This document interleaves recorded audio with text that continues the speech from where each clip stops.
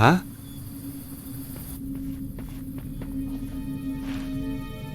Can you hear me? Can you speak? Who are you? Chum. Yeah? Chum. That's okay. I'm your chum. Danger. What? The world is in danger. Susaro. Who's Susaro? Just a few more seconds and he could have told me so much. Poor guy.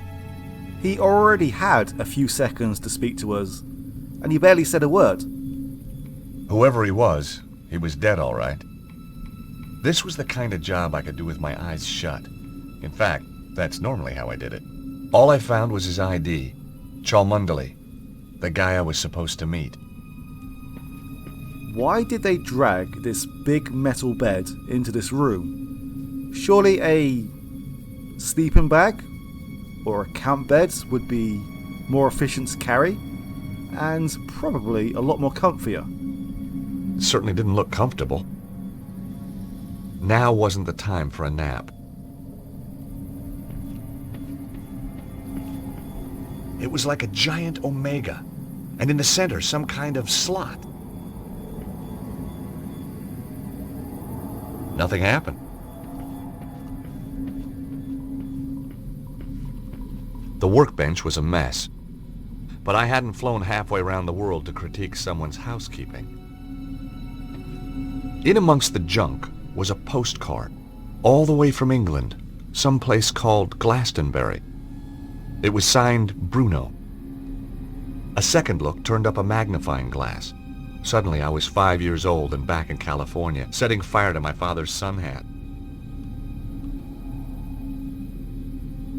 The postcard showed a picture of a quaint English village. On the back was a message: "Have had to leave Paris in a hurry. Suggest you do the same. Susaro is on to you. Your friend, Bruno." The postmark showed that it had been sent from a place called Glastonbury. A couple of packing cases. Someone was obviously in a hurry to leave. They'd been packed in a rush. There was nothing inside it that was any use to me. Terrific. A door with no handle. I couldn't figure out how to open the door. The old pressure pad trick, eh? I guess we have figured out how.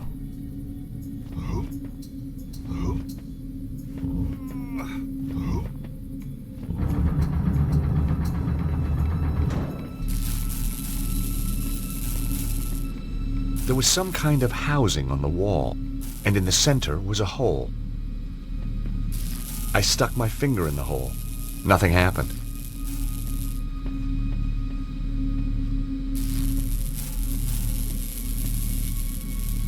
How the hell did they manage to get the parts into this room to build this thing? The logistics alone seemed like they would be a nightmare. Wow. So the guy actually built the thing. I wondered if I could get it to work.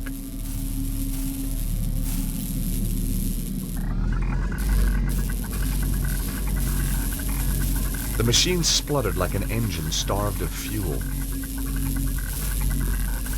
The lever was somehow connected to the gas cylinders.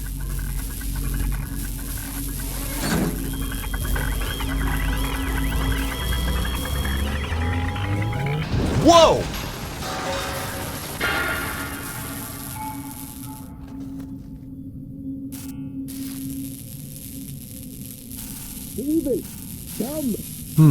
It attracted some attention. Question was, good guys or bad guys? Damn it, George. And from the looks of our good friend, the Doctor, I'm guessing that these people are not good guys. Totally trashed. It was now broken beyond repair. The lever had been blown clear of the wreckage. I took the lever. The door was locked from the other side. I was going to have to find another way out. We're not getting out via the door, and something tells me that leaving the way we came is not an option. You've noticed on the way in, there is a gap in the wall just here. We need to get this crate through so we can climb up it. But the problem is, if we move the crate, the door closes. We have this contraption just here, which looks like will fit this metal rod. The rod looked about the right size to fit the hole. Cool! It fits! Right, that should work. I hope.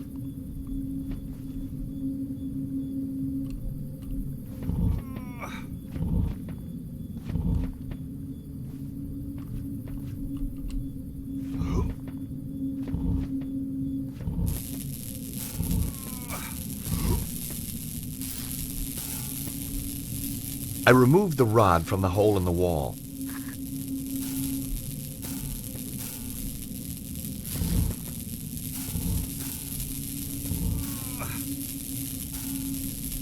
That's just a bit too far.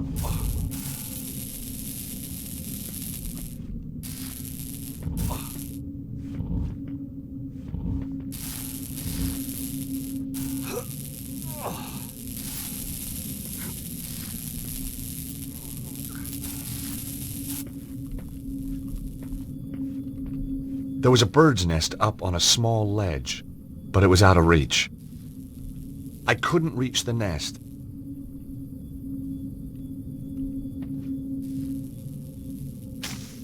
That did the trick.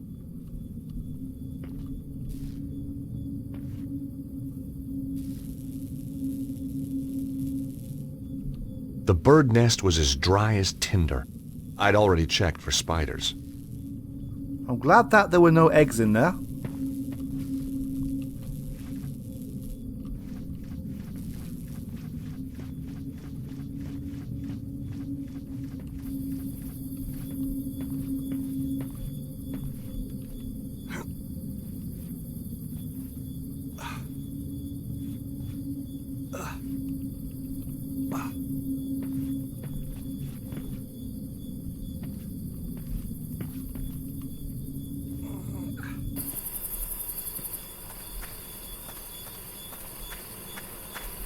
Out of the corner of my eye, I caught sight of a familiar shape.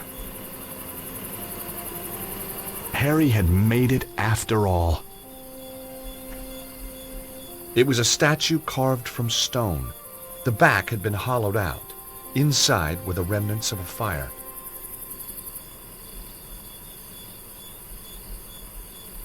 It was full of charred wood. I didn't want to move it. This was my kindling.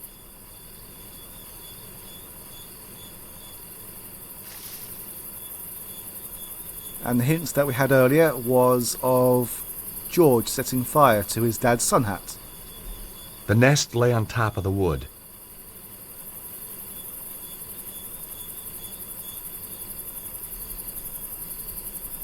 I don't know why George takes a long pause at this moment, but there we are.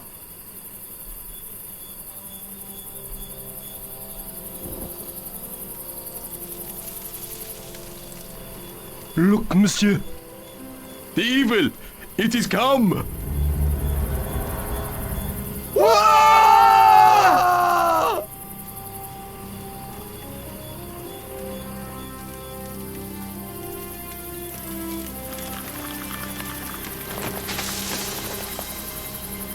Oof! Ah! Ouch! Oh! Oh!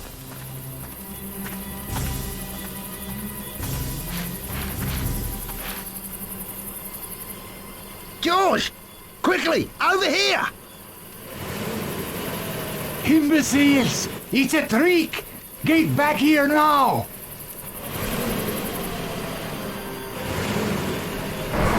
Come on, Harry. We gotta get out of here. Way ahead of you, mate! Go, go, go! As the lunatic Aussie saved my life, I was certain of one thing. I wasn't going back to the office in Idaho. I'd had my fill of patents. Nope. I was going to England to find the mysterious Bruno.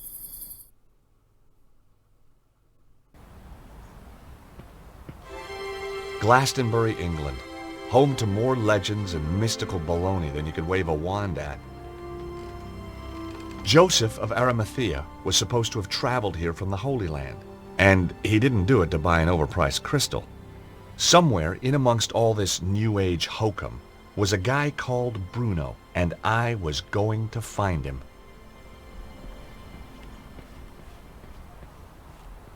Who's this fellow?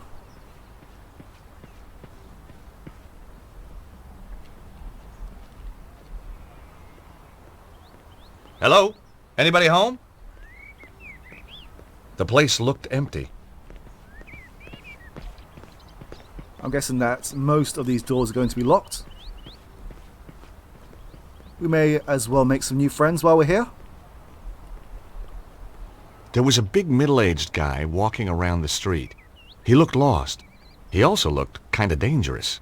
I'd say he walked straight through us. Excuse me. Good morning. That's easy for you to say, isn't it? Well, yeah, isn't it? No, sir, it is not. What's so bad about it, if you don't mind me asking? You wouldn't understand. I might. Not possible, sir. Unless you're a father, and you're not, are you? Well, no, but how did you know? Look at you. Callow face, unfurrowed brow, air of profound optimism. So just what is it that only a father would understand? I could tell you, but you wouldn't comprehend. Try me. I kept sea monkeys once. I mean, how different could it be? Very well. Are you aware of the annual Glastonbury Popular Music Festival? The Glastonbury Popular Music Festival? That's one of the most popular music festivals on the Popular Music Festival calendar. My daughter, Melissa, attended it this year. Against my wishes, of course. You're not a fan, huh? My dear boy, joining a throng of semi-clad youngsters, gyrating in a mindless, hypnotic trance to music which turns their hearts into yo-yos, all the while feasting on hippie fast food, strange alcoholic concoctions, and mind-bending hallucinogenic substances is not my idea of fun! Whoa, bring it on. I beg your pardon? I said, did your daughter enjoy it? She didn't come back. Ah, have you told the police? This isn't a job for the police. Melissa called me to say she wouldn't be coming home. She called from a Glastonbury number.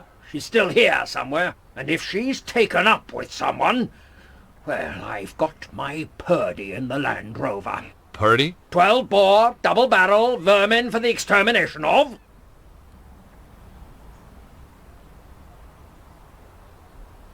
My name's George Stobart. A Yankee? Colonel Buckley.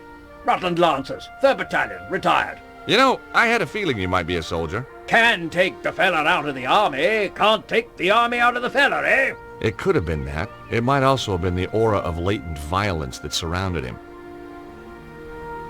Recognize this? Glastonbury Tor. What do you know about the tour? Good place to deploy artillery. Right. Okay, thanks. Does this ID card mean anything to you? It's not yours. Never seen the chap. Did you find it? Yeah. Then you should hand it in at the police station. It's a bit too late for that.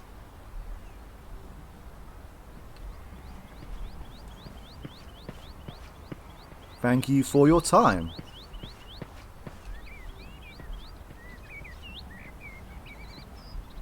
The store was called The Cosmic Fairy. My mind boggled.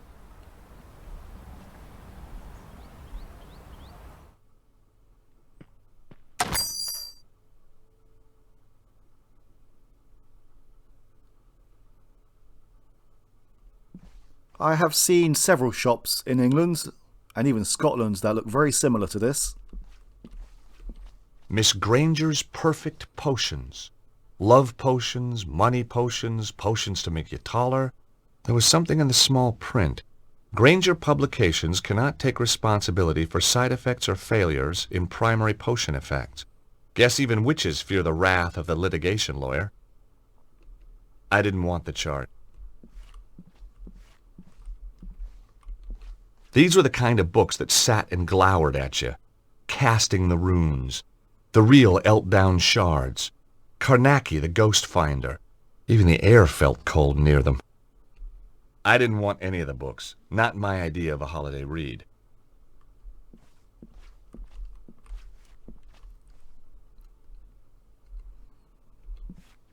The stand contained postcards, pictures of local beauty spots, the usual stuff. And suddenly, there it was. A stack of cards just like the one I'd found in the Congo. I was on the right trail.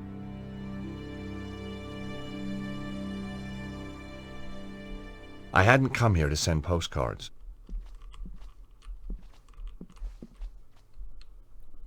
I swear that there was... Oh, there it is. Inside the case was a star-shaped gizmo. The little card by it said Elder Sign, guaranteed proof against elder gods and outer entities. Could have used that a few years ago. I thought the star was cute, but I didn't really need it.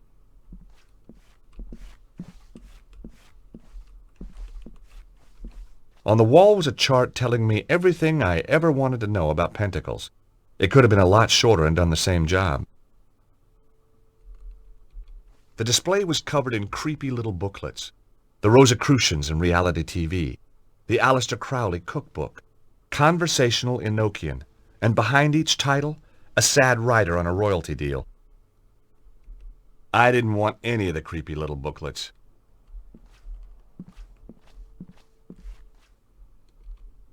Enchanted Avalon, Lays of a Mystical Age. Well, this looked like big fun. Ah, you found my little oeuvre. I guess for an oeuvre, it is quite small. What do you mean? It's a book of poetry. It could be any size. Nice cover. Thank you. My choice, actually. I self-publish. The big publishers just don't understand spirituality. What's the deal with the coins? Joseph of Arimathea bringing the Holy Grail here, Arthur and Guinevere being buried here, and of course, St. Michael defeating the dragon on the tour. Each silver coin commemorates an event in Glastonbury's history. History? Sounded more like folklore to me. Silver, you say? Well, silver-plated. I have a dear friend who does them for me. For there was lightning in my blood, my dark Morgana, my own Morgana. Oh, there was lightning in my blood. Red lightning lightened through my blood, my dark Morgana. What do you think? Pretty good. Yes, I was rather pleased with it myself. Darkness o'er the world is creeping, slumber while the heavens are weeping. More good stuff. Maybe my first impressions had been wrong.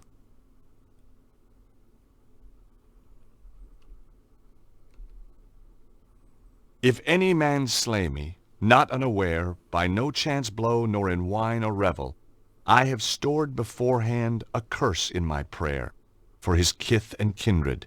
His deed is evil. I didn't have time to read any more of the poems.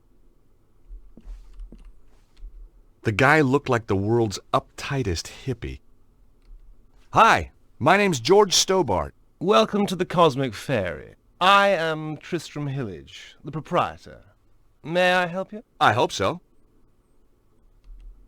I guess Glastonbury's a pretty mystical place. Almost too mystical to bear. Joseph of Arimathea journeyed here. Yeah? The tale of King Arthur, Guinevere and Excalibur finishes here. Wow. And the Tor, that big hill, is the gateway to Avalon, the land of fairy. We also get crop circles, UFO sightings. Is that everything? Well, then there's the ghosts, hellhounds, spectral lights. Okay, it's mystical already.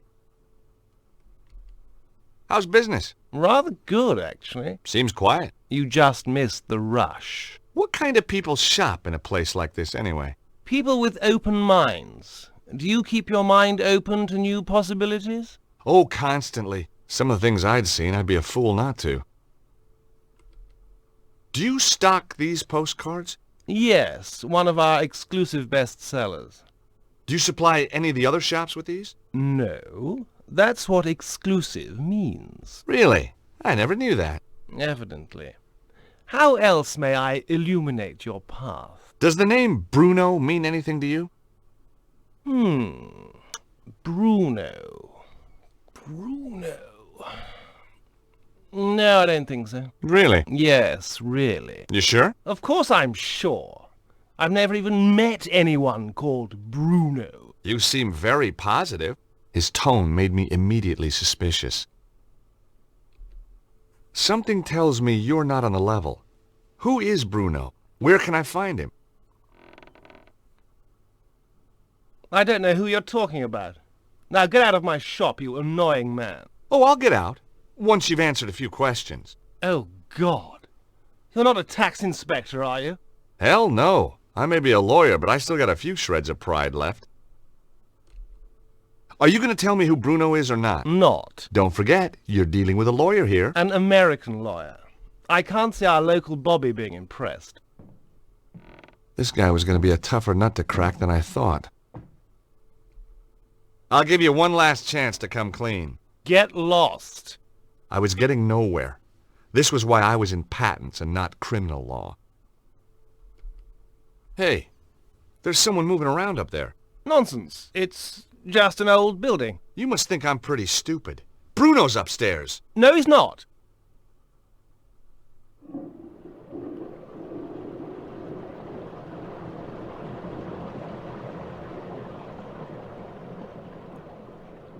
I have been in some creaky old houses, but I've never been in a house where a toilet flushes by itself. Have you ever seen the guy on this card before? No, I haven't. Alright, let's go upstairs. Hey! Customers are not allowed upstairs. Right. Come on, George. You can just walk straight up there. Run. Don't look behind. But no, we have to obey his wishes. We will be back.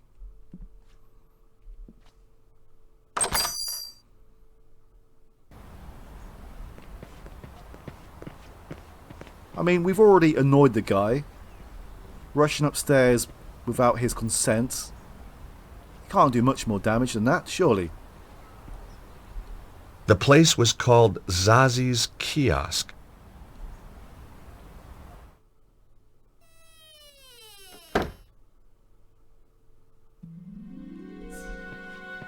Hi, I'm... Nobody tell me. Me a Madam Zazie. Me know all. And me see all. Sit down, you. You have traveled far. Oh, sure, like my accent was local. You come for the truth. And another no-brainer.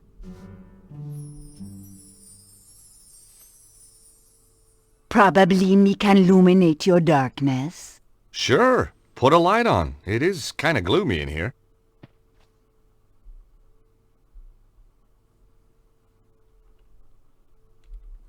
What do you make of that guy pacing up and down the street? His aura glow, red with anger. Kinda matches his nose then. Him a lost something dear from himself, and him can't do nothing to prevent it. Well, we all have to let go sometime.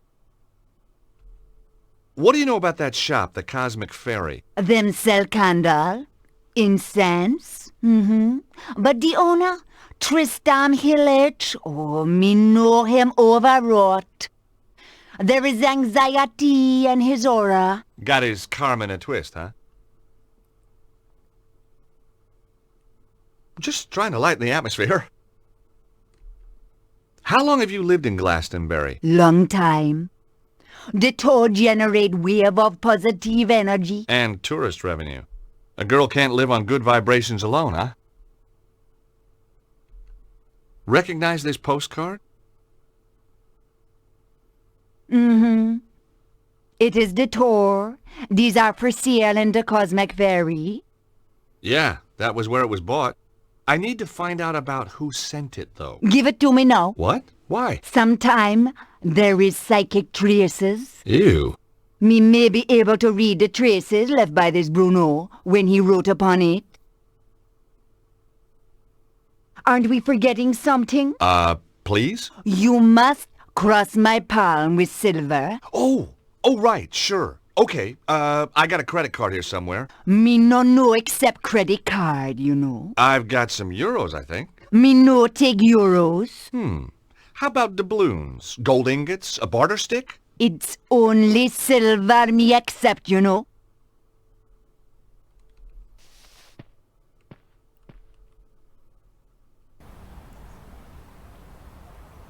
How about silver plated?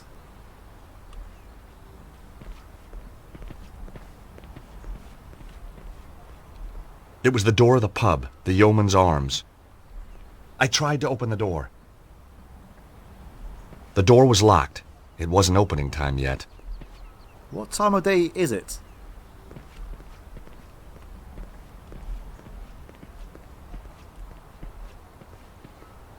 There was a guy outside the bar. He looked like he'd failed an audition for Our Man in Havana.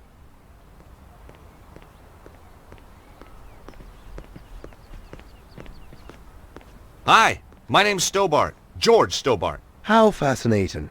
2 T's and 2 B's. You'd be amazed how many people get it wrong. Nothing amazes me these days. Eamon O'Mara. You're Irish. No, I'm from Hawaii. The Maui O'Maras. You're not from Hawaii. No, I'm not. I lied. Very astute of you to see through it. You clearly have a lucid and highly rational cognitive process. So what do you want, Mr. Stobart? You sightseeing? I'm researching. Outside a pub? I'm researching the alacrity with which this place opens. In a civilized society, a man should be able to get a drink at this hour. It's 10 o'clock in the morning. Precisely. Depending on where you are in England, the pub would be open in certain areas, but there are more in the cities. In a sleepy village like this, I'm not surprised that it's still closed at 10 o'clock in the morning. You can't need a drink that much, can you? Now that's a complicated question. Let's discuss it over a beer. It's too early for me. Very wise. I'll be raddled before me time. Me liver riddled with the cirrhosis. Raddled and riddled. Well. So, what do you do? Good morning. I'm Eamon O'Mara, and today I'm in the enchanted town of Glastonbury. I'm sorry, I have no idea what you're talking about. Of course you haven't. Now, wait a minute. I'm here as a professional media Irishman, researching my new BBC programme. Oh, you're putting together a TV show. Bingo! Give the man a figurative coconut. I visit villages, interview the local characters, sample the local cuisine. What's the show called? Up your alley with Eamon. Nice. And you're doing this place next? That's that finely tuned cognitive process of yours in action again, isn't it? How did you get into television? By accident. I was doing a reading at a bookshop in London. This wild-eyed BBC producer wanders in, points at me like I'm the second coming, and says, "You'll do, you'll do." You're a writer? Wash your mouth out, I'm a poet. Poetry is a gift to the Irish from the gods themselves. Yeats, Wilde, Joyce. Bono. Don't push your luck. I may have the soul of a poet, but I've the fists of a welterweight. Have you seen that guy walking up and down? The army type. Kind of Englishman I'm allergic to. Oh? Why's that? Well, if you have a couple of 100 years, I'll explain it to you. I'm worried he might be out to kill someone. Now you're beginning to understand my allergy. What do you think of the town? It's a theme park. So where'd the tourists go? I don't know, maybe it's out of season for hippies. Do you know much about this place? It's got half-decent pubs when they're open. Oh, I see. You want to know about the fairy stuff, don't you? Fairies?